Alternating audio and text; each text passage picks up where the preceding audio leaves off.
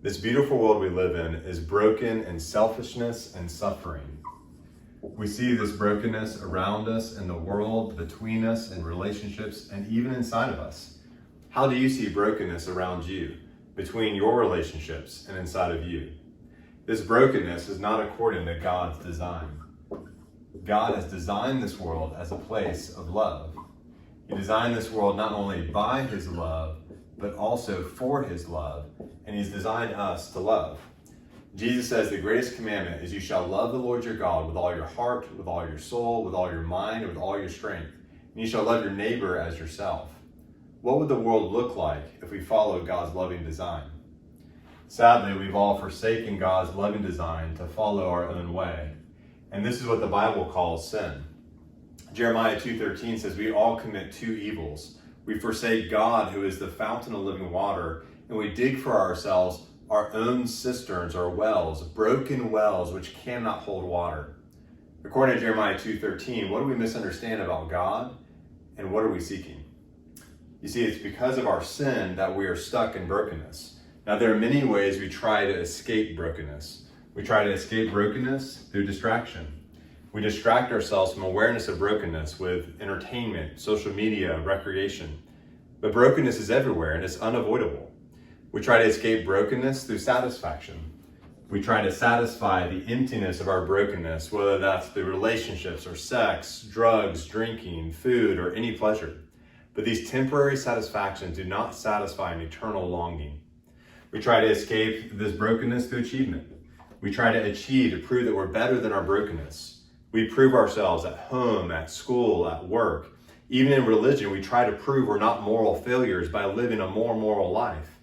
But all of us are stuck in our past failure and are stumbling in the present. None of these escapes actually free us from brokenness. They're like a bungee cable which simply springs us back into the broken world. And the Bible says that those who forsake God will suffer the punishment of eternal destruction away from the presence of the Lord. So there's no going back. So how do we go forward? How will God save us from this eternal suffering? The Bible says that God so loved the world that he sent Jesus to save the world. And Jesus entered this broken world of sin and suffering.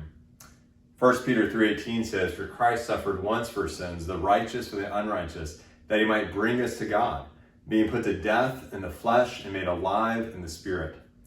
You see, Jesus saves us as our substitute.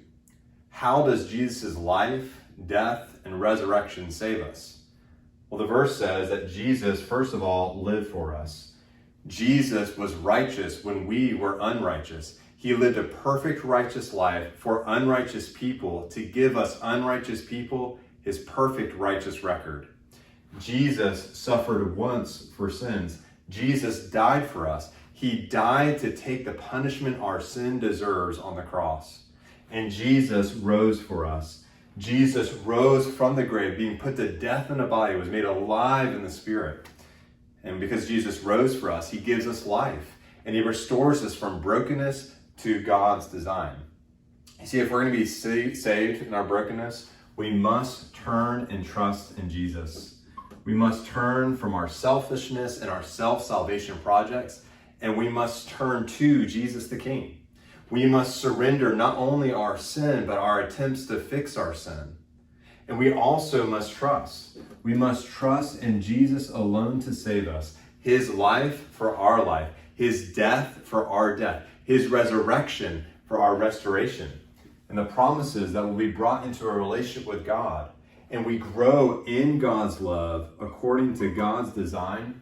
And we go to this broken world to share the good news of Jesus and to serve our broken community. So where do you find yourself in this illustration? Are you stuck in brokenness, seeking life apart from God?